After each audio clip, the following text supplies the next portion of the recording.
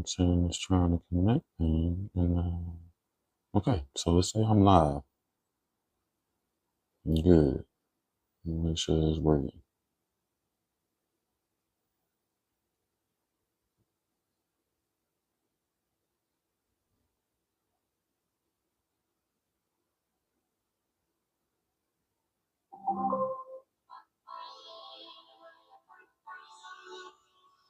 All right, good. All them sound effects in my background. Forgive me, y'all. I promise you. I'm laughing at it myself.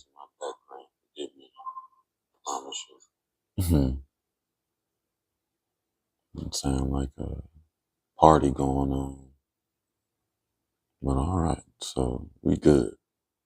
Let me get to one more.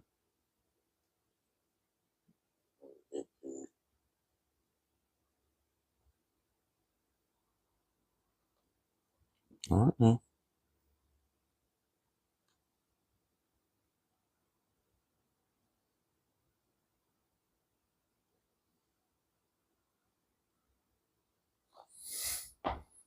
All right, we good. Now we can get this party started. And so let me set up the lights. Okay, come on now. Thank you. Get our life together. Hope y'all been having a good week. Glad we get to start a new book this week because I was about tired of that other book I ain't even front. It just took us so many different places and so far from the sentence. I ain't really know what was happening. So boop, boop.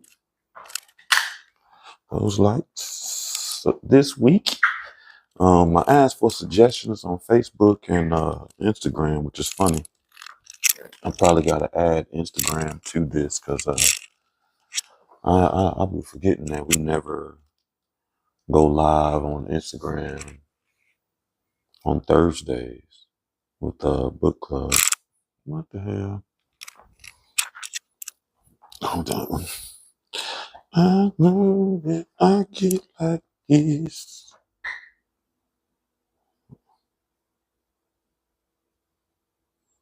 All right, now my app want to act up. Technology trying to give me a hard time, y'all. But you know, it always do that when you got company. That's okay. So we double green. All right, so we got that green set up. And we good. So what I was saying is we did put a post up where I asked for suggestions, and I talked about it on Tuesday night that I appreciate everybody that offered a suggestion. So I'm gonna read all those books. But two had the most comments at that point, and it was between The Alchemist and Before I Let Go. And even right now on my Facebook page, I think they're probably still tied. But I went ahead and went with Before I Let Go because on the initial post, Before I Let Go got a lot of, a lot of love. So, I ain't talking to myself. Boop, boop, boop, doop, boop. Let me try to give it a little more time. So, Before I Let Go by Kennedy Ryan.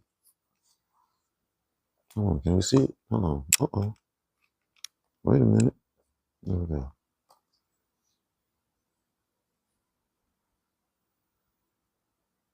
So, of course, women suggested this book,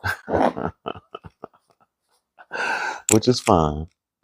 But I don't think one of my homeboys would have been like, it's the book you need to read, son.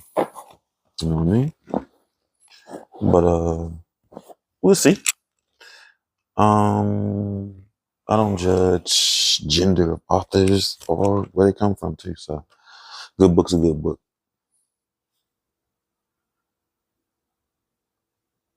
All right. Let me find out something. Give me 1 second. Let me check one more thing. This thing is bothering me because it keeps saying it's trying to connect, but mm, it is bothering me extremely. And I know sometimes when it does that, YouTube keep going out. No, I'll say we still good. So, hey, that's what I was looking for. I didn't know if somebody was there. How you doing, Michelle? I don't know what's going on with the comments. They're not showing on the screen. Streamlabs is going crazy. So forgive me. You know how we do. You know I'll be acting up sometimes. But come back now. All right. So let's get this party started. Let me move that for Liberty show up, started yelling at me. Because my necklace be hitting the microphone or something crazy like that. But give me a little drink of water.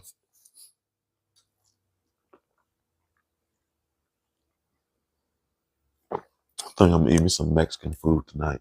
I want some when I get Mexican food, I don't get the same thing if I don't get tacos. But pollo con crema. I love that thing, girl. I promise you. So if you've never had it, give it a try. Especially if you like white creamy sauce. Okay, so now I show up. Maybe it's a delay. So we'll leave it at that. Before I let go, Kenny Ryan. Get to the beginning. Doo-doo-doo. I didn't read the author's note, but she has a section that's called The Beginning. Hold on one second. Josiah. In the middle of the journey of our life, I found myself in dark woods where the straight way was lost. Dante. It's Inferno. Do people remember the exact moment they fall in love? I do. Yasmin brought me homemade chicken noodle soup when I was so sick it hurt to blink. Tasted like day-old dishwater. Not sure how you mess up chicken noodle soup, but my girl managed it. She watched me expectantly with those long-lashed doe eyes. God, I'll never forget the expression when I spat that soup out.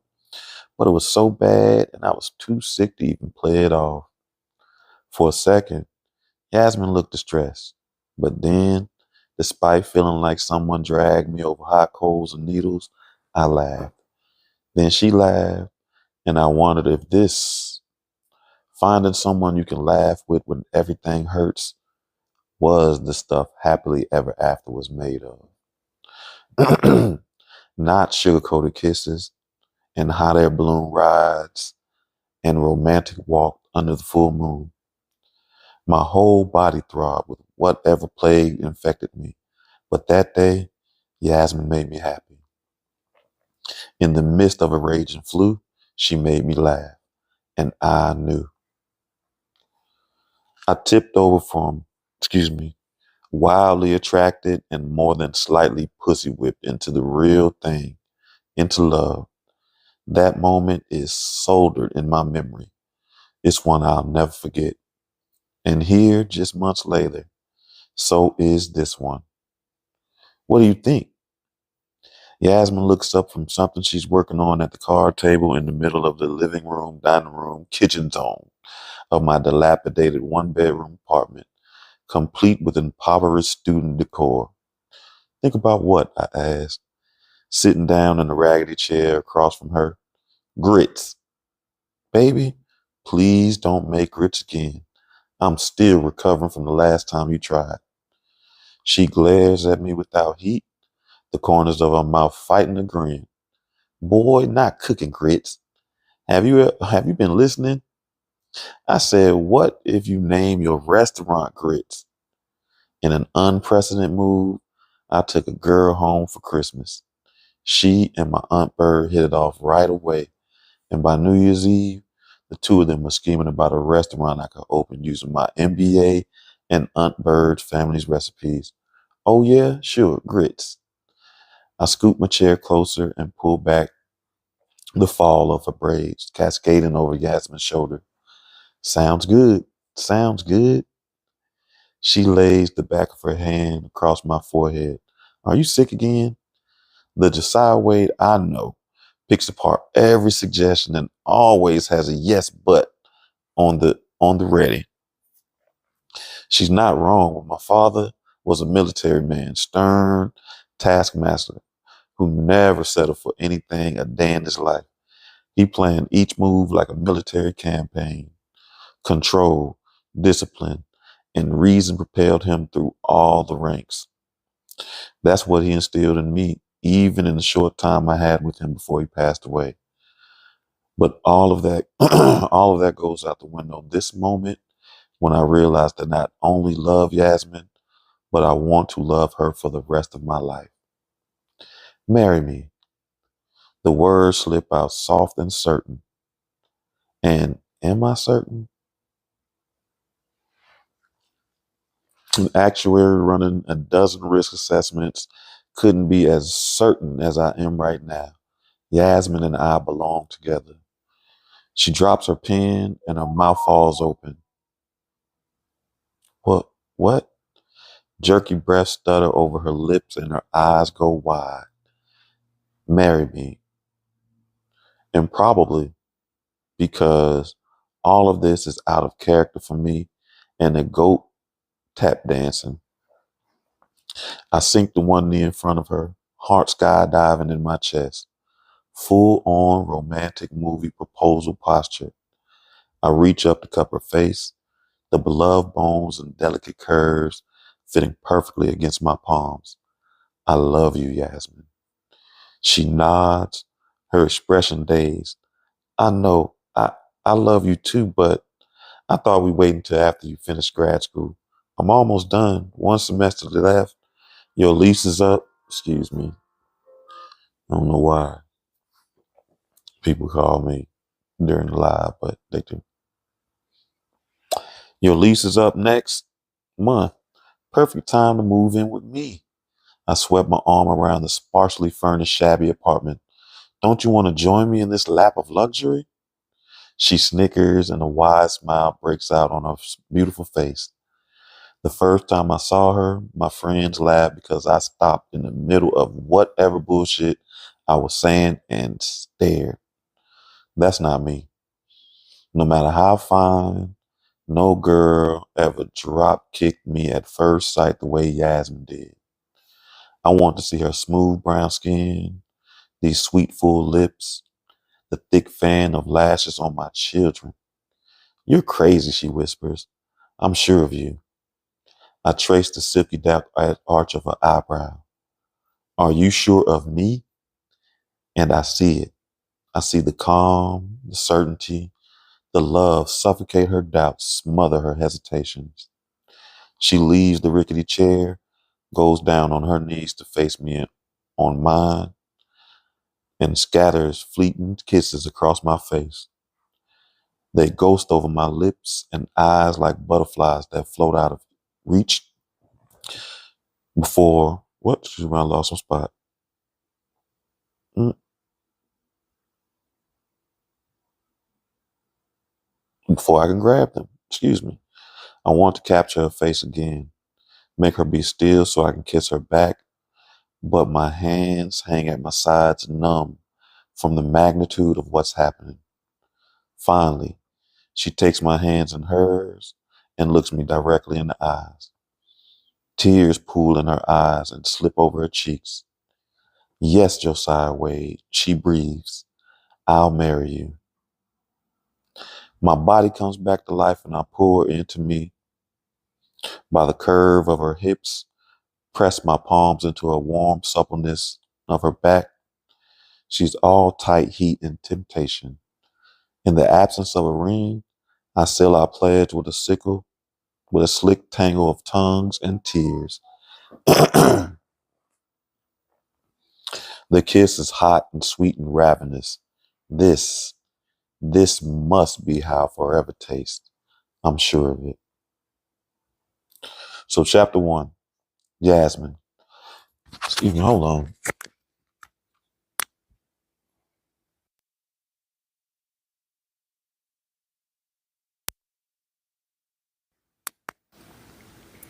So tomorrow I go take a allergy test. Let's see. I know I got seasonal allergies, but let's see exactly what they are. So they told me I couldn't take no allergy medicine for a week. So I'm having my moment. So forgive me.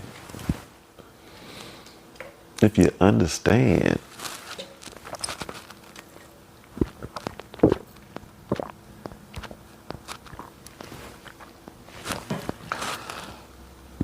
I know that's right. So, chapter 1, Yasmin. You rarely see good things in the rearview mirror. A lesson I should have learned by now, but I flicked a glance to the back seat anyway, watching my daughter break the rules. Her brother in the passenger seat beside me is just as bad. Guys, you know it's not screen time. I split my attention between the interstate and the two of them. Put your phones away, please. Mom, seriously? My daughter Deja's sigh is heavy with a 13-year-old's exasperation. I just finished school and dance lessons. Give me a break. I don't know, yo. Yeah, my phone busy today. Sorry, Mom, Kasim says, lowering his phone to his lap. Deja expels another breath like she's not sure who irritates her more, me for making the rules or her brother for following them. Brown nose, she mutters, gaze still fixed to her screen. Deja, I say, that phone is mine if you don't put it away. Her eyes, dark and gold flicked, clash with mine in the mirror before she sets the phone aside. It's like staring back at myself. We're so much alike. Skin as smooth and brown as polished walnut. Her hair like mine, prone to coil and curl, always contracting at the slightest bit of moisture in the air. Same stubborn chin, hinting at a will to match. She's just like you, my mother used to say when I was a toddler. When, as a toddler, Deja barreled into mishaps despite my warnings to take care. When she pulled herself up to run off again with fresh scrapes and bruises, serves you right. Now you see what I had to put up with raising you. I always thought it would be a blessing. Mother and daughter, two peas in the proverbial pod. And for a long time, it was. Until 13. God, I hate this age. I can't seem to get anything right with her anymore. So how was your day? I ask because I want to make good use of this time we have in the car commuting. They've only been back in school for 2 weeks, and I should start this year off as I mean to go on. Jamal brought his lizard to school, Kasim says, his amused eyes meeting mine in a brief sidelong glance. And it crawled out of his backpack in class. Oh my God, I laughed. Did he catch it? Yeah, but it took 20 minutes. He's fast. The lizard, I mean. Kasim twists the button on his crisp white shirt of his school uniform. Some of the girls started screaming. Miss Halstead stood on her chair like it was a snake or something. I might have freaked out too, I admit. This one was harmless. It was like a Gila monster or a Mexican beaded lizard, Kasim says. Those are two of the poisonous types found in North America. I catch Deja staring at the back of her brother's head like like he sprang from Doctor Who's TARDIS. With Kasim constant stream of factoids and fascination with, well, everything. It probably sometimes seems like he did. Never a dull moment with Jamal, I say with a chuckle. What about you, Deja? Huh? She asked, her voice disinterested, distracted. When I check the mirror again, I only see her profile. She's studying I-85 through a window. The 6 o'clock traffic is basically a parking lot. A fleet of Atlantan commuters inching forward and negotiating tight spaces in a game of vehicular Tetris. I was asking you how your day went. I'll try again. It was all right, Deja says. eyes fixed on the traffic beyond her window. Dad's at the restaurant? So much for connecting. Oh yeah. I tap the brakes when a Prius cuts in front of me. You guys can eat dinner there, and your dad will take you home once you're done. Why? Kasim asked. Why what? I wait for the Prius to decide what he wants to do. I mean, where will you be? Kasim presses. At Soledad's birthday, I tell him, carefully switching lanes. We're taking her out to dinner. Make sure you get your homework done. I don't want you to fall behind. God, Mom, Deja sighs. We're barely back from summer and you're already on our asses. I ping a sharp glance from Kasim in the front seat to Deja in the back. Day, don't cuss. She mumbles something under her breath. What was that? I flash a look at her in the mirror as I pull off the exit. You got something to say? I said it. Defiant, resentful eyes snapped to meet mine. I didn't hear it. Is that my problem? Yeah, it is. Boy, let me tell you something. Woo. I'd have to pull over the side of the road. We might have to take it to the grass. Like, we got to wrestle. Come on. Let's go. We got to wrestle. So them mother-daughter relationships, man, are amazing to me. I remember when I first started dating, I'd see him. I used to be so amazed how daughters would talk to their mama. I'm like, oh my God, I would never talk to my mom like that. But daughters, y'all have some confidence when it comes to voicing your opinions to your mothers. I admire that. Oh God. Yeah, it is. If you're big and bad enough to say it loud enough for me to hear it. Mom, geez. She pinches the bridge of her nose. Why are you so, I have 1,000 replies to that, but all of a sudden, all of them, I have 1,000 replies to that, but all of them will only worsen the tension between us. If I had spoken to my mama that way, she would have pulled over to the shoulder and popped me in my mouth. That's too much. God knows I love my mother, but I don't want that. I know that's right. I draw a calming breath and try to remember all the ways I promised myself I would do things differently with my kids, landing somewhere between gentle parenting and my mama. I stop at a red light, turning to glance over my shoulder, meeting Deja's hard stare. It always feels like she's fortifying a wall between us, piling up bricks before I can touch her. On the other side, I miss the girl who loved our pillow fights, s'mores over the backyard fire pit, and Saturday morning mommy-daughter manis. Is it all part of growing up, or are we just growing apart, or both? Your dad and I expect you to set a better example for your brother, I tell her. Well, Daddy's not around as much anymore. She turns her head, shifts her eyes away from me, and stares back at the window. Is he?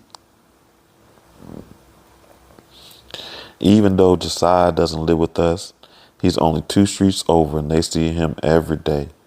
Still, my heart clenches with a guilt tinge ache because as much as I'd like to believe it's only the big 1-3 that erodes things between Deja and me, I can't lie to myself.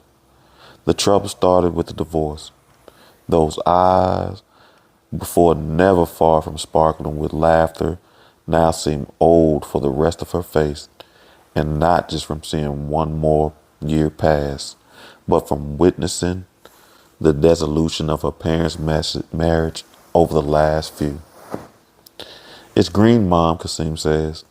Before anyone can honk, I accelerate with cars around me, driving past the blue and white sign heralding that we're entering Skyland, one of Atlanta's most vibrant in-town neighborhoods.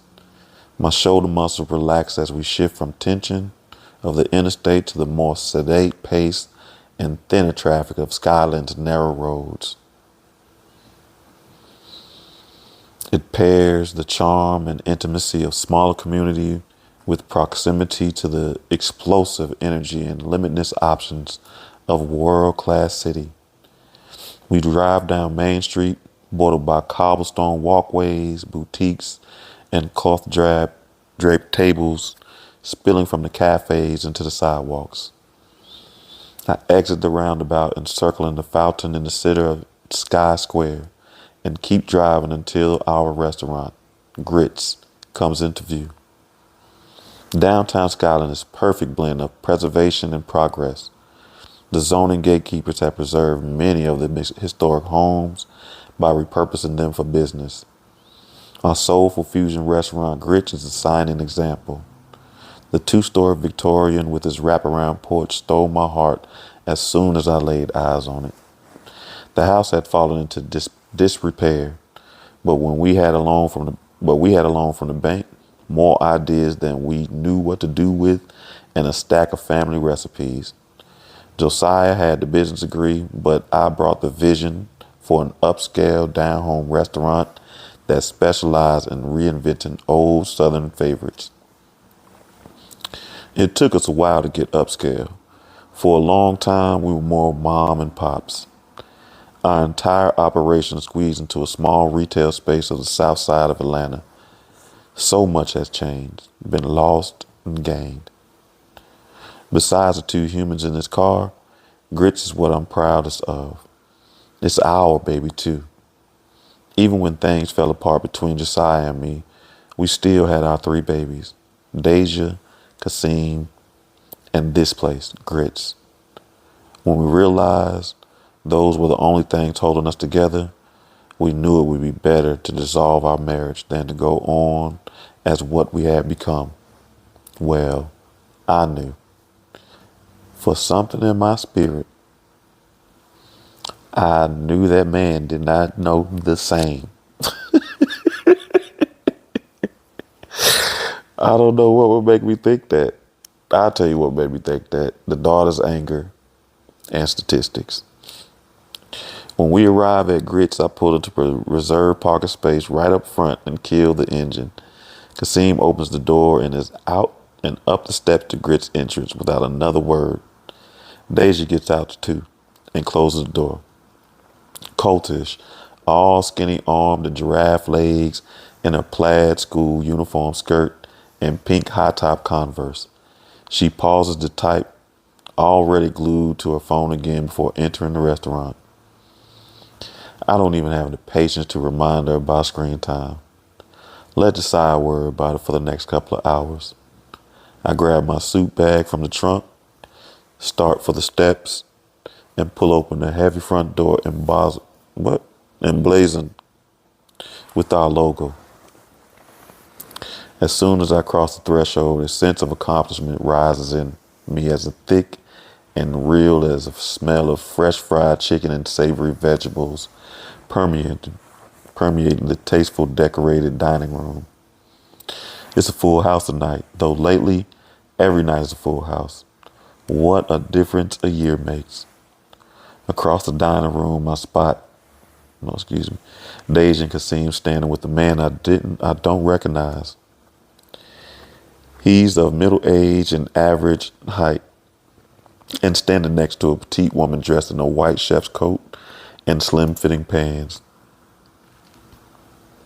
Vashti Burns' reputation of culinary expertise helped pull us back from the edge of the edge of ruin. Her dark brown skin is gorgeous contrast to the auburn-colored natural hair she wears cropped close. Having less hair gives her high cheekbones room to show off.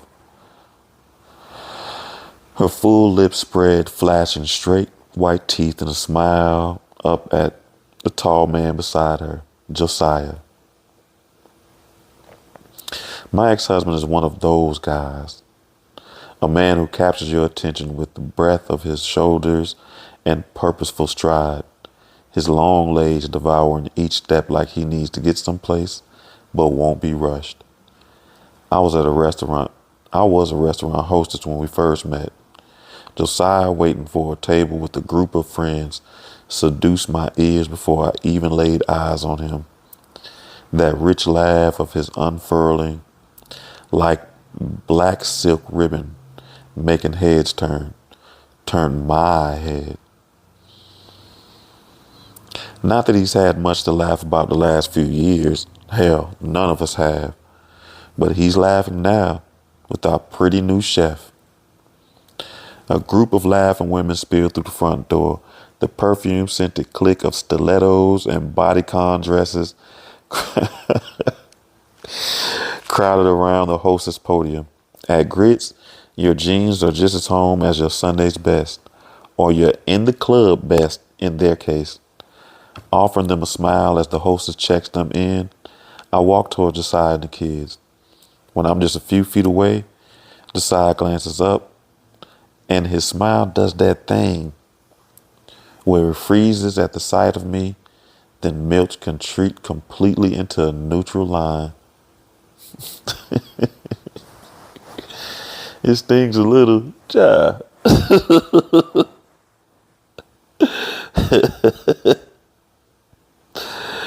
That ease we used to share is gone.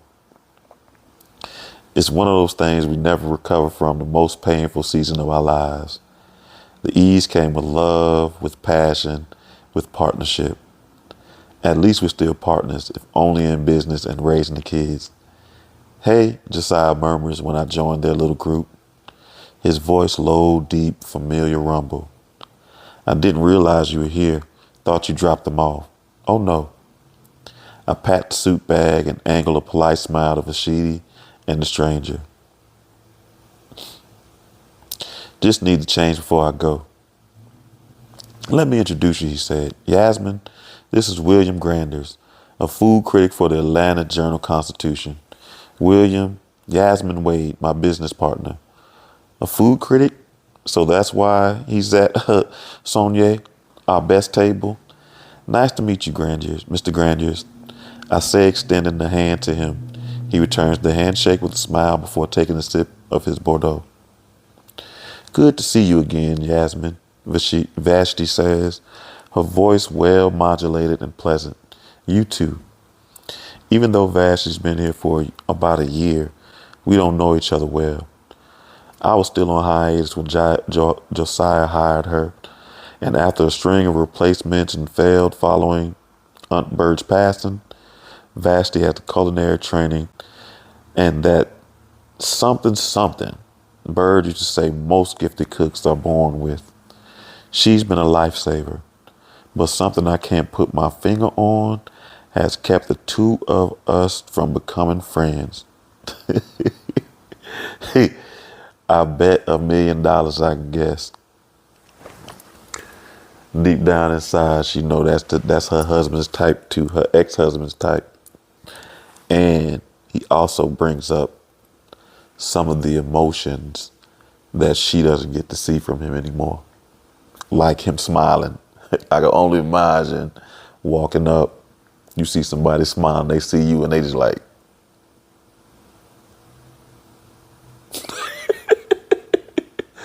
that's cold. Buddy gonna have to work on his fake smile.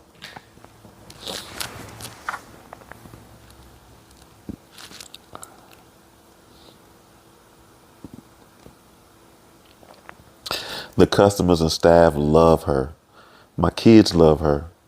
Josiah rests one big hand on her shoulder.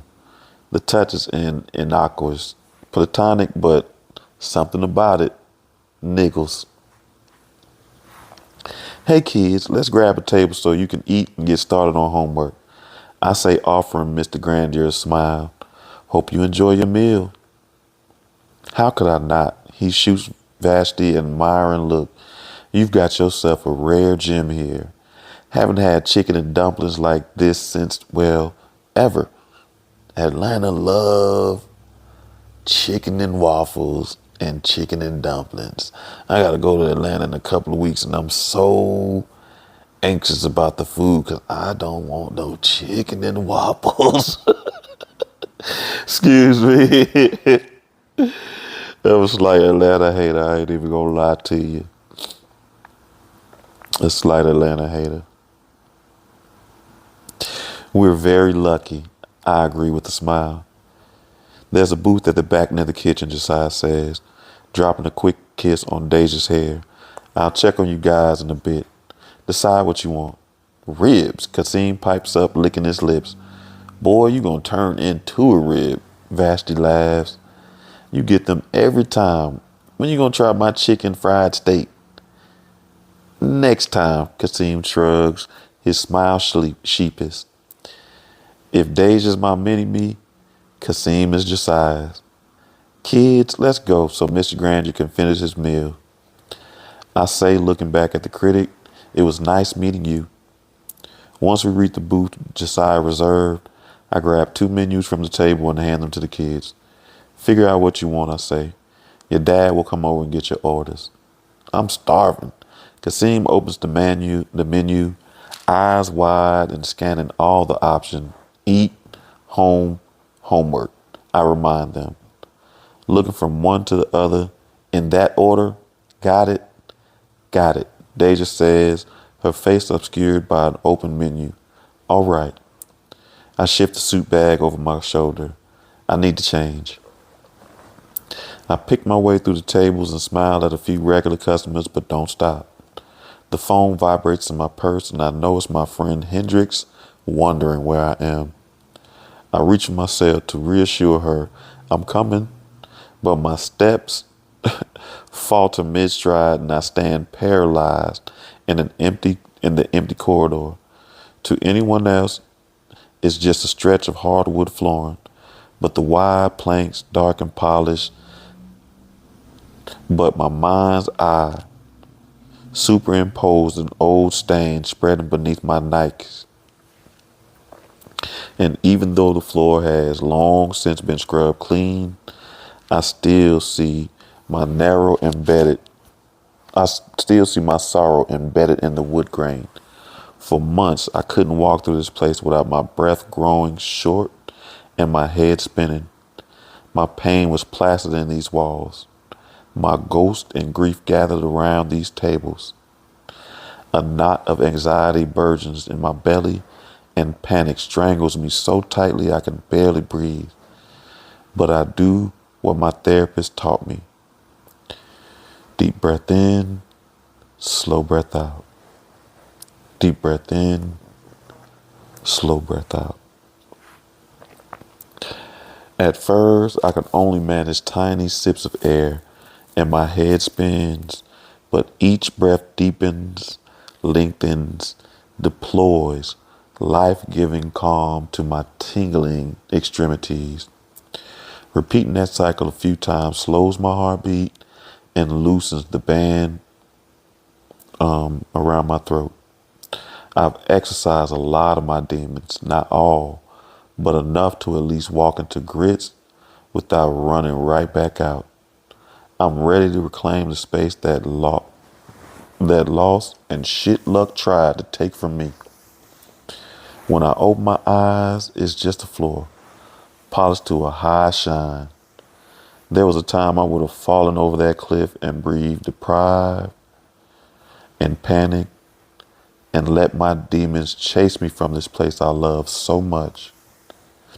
A tiny smile crooks the corner of my mouth and I take one step and then another. So this is what getting better feels like. Headed for the office, I pass the clamor of the kitchen, the clanging of pots, the tantalizing scents, the raucous laughter and raised voices drift from a space that had always been Bird's domain. I offer a quick wave to the crew as I stride toward the office. Private is discreetly sketched into a gold plate on the office door. I walk in the door and closing the door behind me.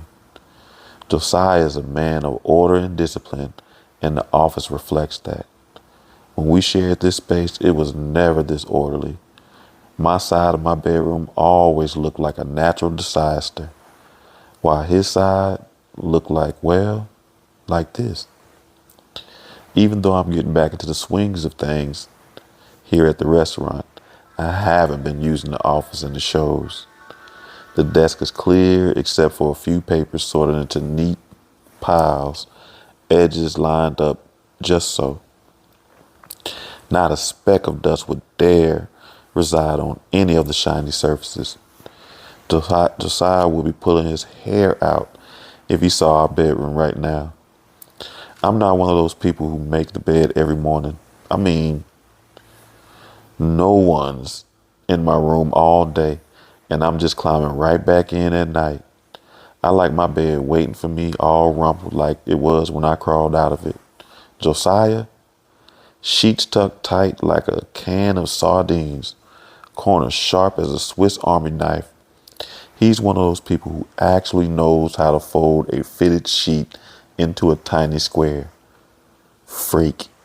Listen, two things I can't do. Fold a fitted sheet in a tiny square and put that tag on my suitcase at the airport. I've been making them people so mad. Every time they were like, well, let me show you. Listen, I've been through this training class 1,000. I'm all right if I can't do two. I had one lady try me like, well, we don't give up. We don't success failure. Please don't make me roast you about how many choices that I could tell that you made that shows that you do accept failure. The fact that I'm asking you to put my tag on my bag lets me know you accept failure. So excuse me.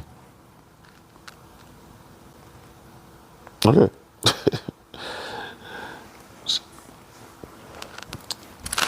Oh my God. I moved a little bit.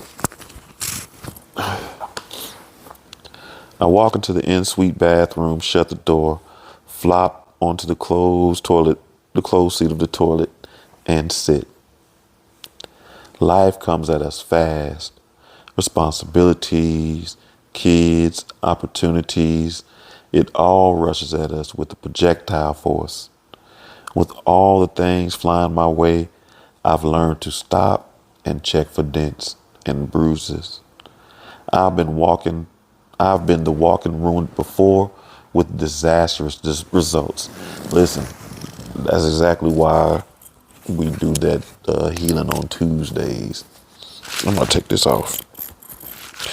That's exactly why we do that healing on Tuesdays. I'm tucking it in.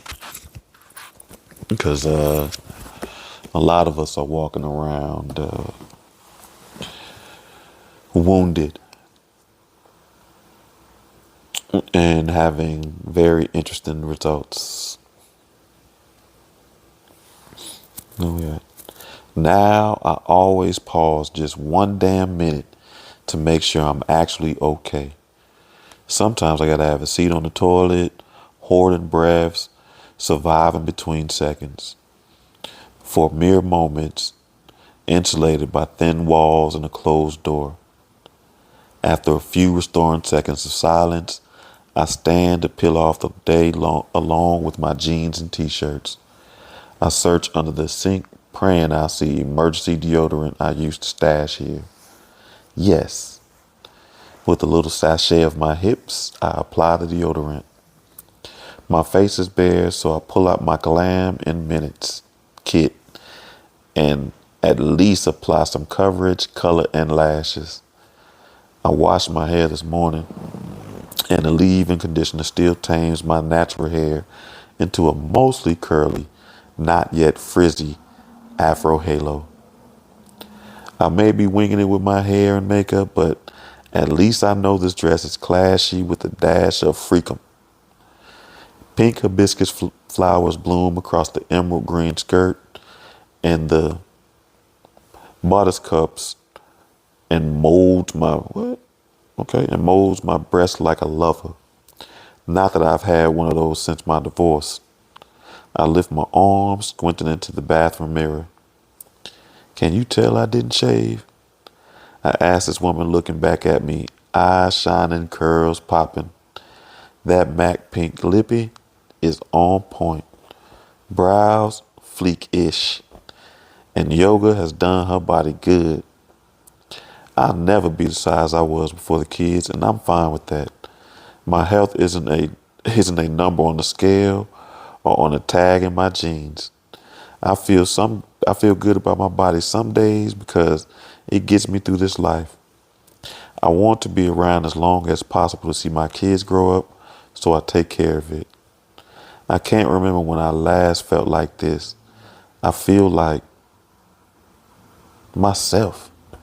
I give the woman in the mirror a grin. I feel like myself. My purse vibrates. Damn it. I grab the phone and sure enough, Hendrix. Hey, where are you? My friend's husky voice holds an edge, but it always does. Her high-powered job and warped speed of life usually make her sound like she's poised to pounce on anyone she's talking to. Leaving grits now. If I can ever get this dress zipped. I press the phone between my ear and shoulder and stretch to reach my back. You already at Sky High? Yeah, walking in now. It's just up the street. I'll be there in less than 10. Okay, bye. I turn my focus back to the zipper, which stubbornly stays put in the middle of my back. Screw it. I'll ask the hostess to zip me up. I grab my stuff and leave the bathroom just as the outer office door opens and Josiah walks in. His glance skitters over me, starting with my curly hair and sliding to my bare toes. Sorry, I didn't realize you were in here. He strides over to the desk and opens a drawer, retrieves a small stack of cards. Grandeur just wants some business cards. People still actually use those? The powerful shoulder shrug and confident, in the confines of his well-tailored suit. Apparently he does. I'll carve my name into a stone tablet if it means he'll write us a good review. We could use the visibility. Are things? I hesitate, unsure of where my question will lead. Josiah never pressured me when I couldn't drag myself out of the black hole, when just opening my eyes and breathing felt like a chore. He shielded me from how bad things had gotten financially at the restaurant. We thought we'd have time to train, to settle, to grow. Instead, we lost Birdie, our linchpin in the middle of our biggest transition our little business had ever experienced. It wasn't until my fog started clearing that I realized how close we had come to losing this place, to losing everything. See, are we in trouble again? We're good.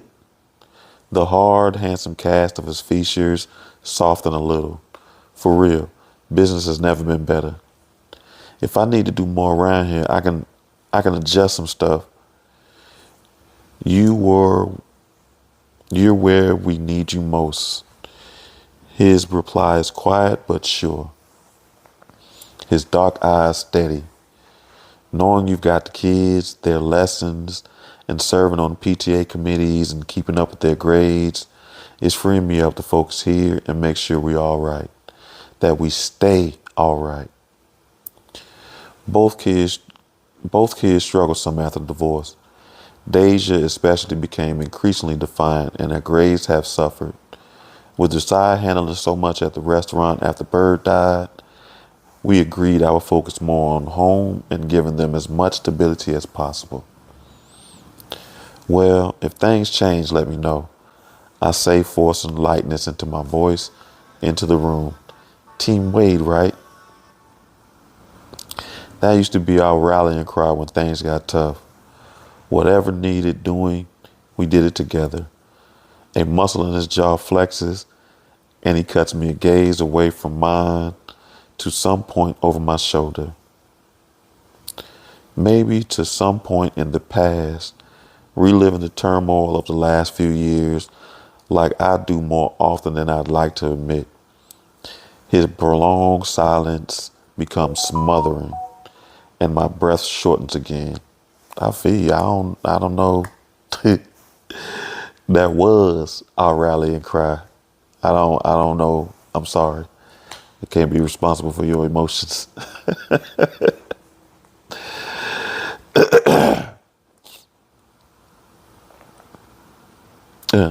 Anytime you want to be the one hauling Deja's ungrateful ass to dance lessons, I say, Riley, hoping to dispel the heaviness in the room. Let me know, we could trade. He shifts his glance back to me, and the distant look in his eye fades. I'd rather work day and night. You can have that. His full lips quirk at the corners, and I find myself smiling back. Josiah's face is interesting enough to make handsome look mundane, though the man is undeniably fine. The kind of fine that makes you lose your train of thought mid-sentence and bite your lip. Gorgeous dark skin gleams, pulled taut nearly what over the high sculpted bones of his face, to be so controlled, nearly austere. There is something boundless about his presence. Standing here with them, that energy, that amalgamation of ambition and audacity and swagger swirls around us in this office. It's like being corked into a bottle with a typhoon. His brows lift, querying. I'm staring. Oh. I turn my back to him as much to recover my composure as to get my zipper up.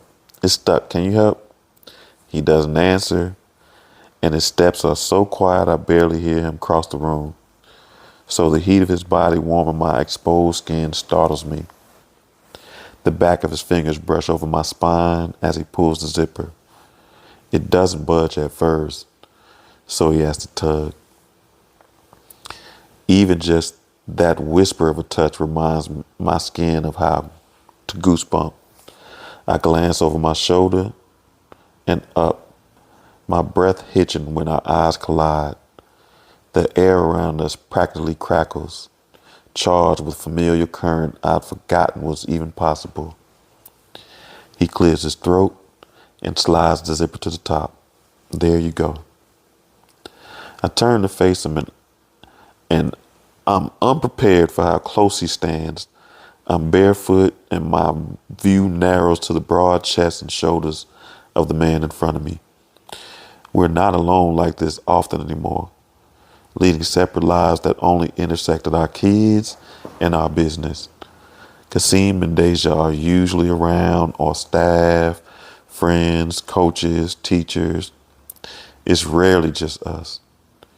We used to know each other better than anyone. Now I'm not even sure what he watches in the little free time he has away from this place, or really what he does at all. Have you seen Ozark, I ask? The thick line of his brows dips. Nah, should I? It's one of the best shows I've seen in a really long time. The acting, directing, the writing is stellar. I'm rambling. I want to shove a sock in my mouth to make it stop rambling. I have to check it out. He glances at the door. I need to get back to Grandiers. Yeah. I reach into the bottom of my suit bag to grab my green heels, bending to slip them on. I gotta go too. Hey, Liberty. I didn't even see you type in there, but welcome. No, we're almost done anyway.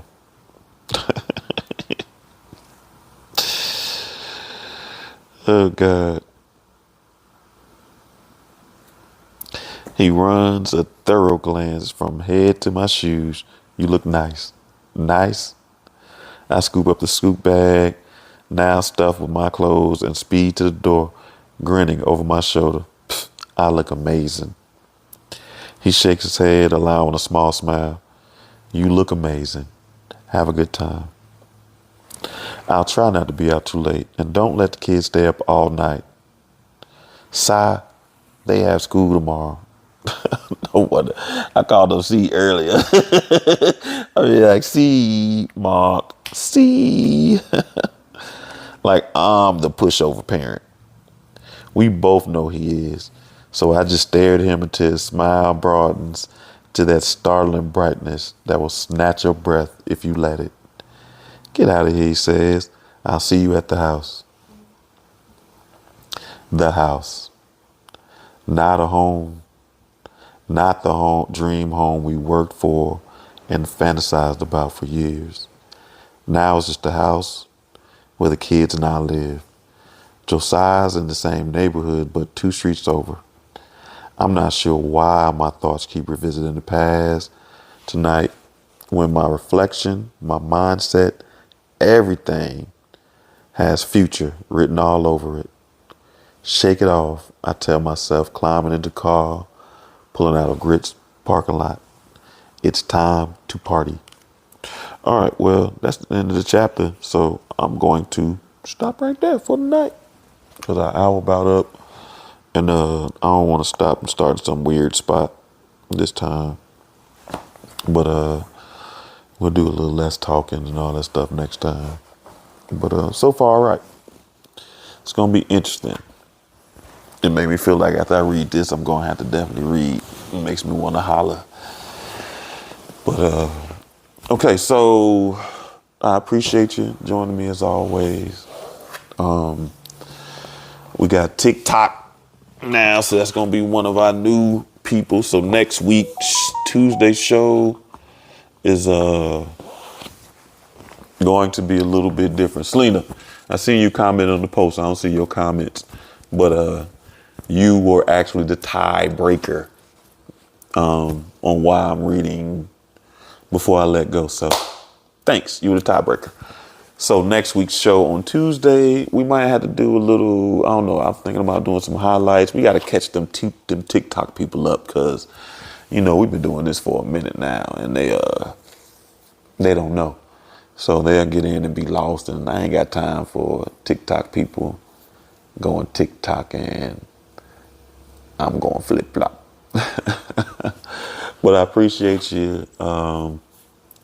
The week of the 20th, I don't think I'm going to have a show, period, because I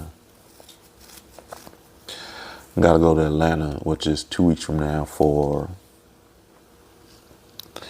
what is it? I don't even know.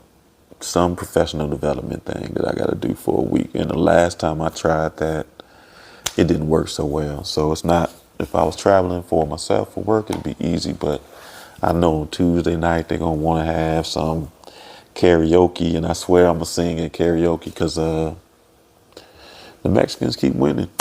And I want to show them I'm going to win.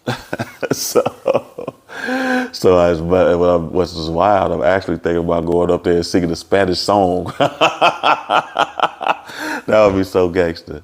But see you Tuesday when we let TikTok catch up with us. And I appreciate you for watching this Thursday. Look forward to seeing you next Tuesday or next Thursday. And go through the rest of your week living in the spirit of gratitude. Appreciate you, family. Till next time.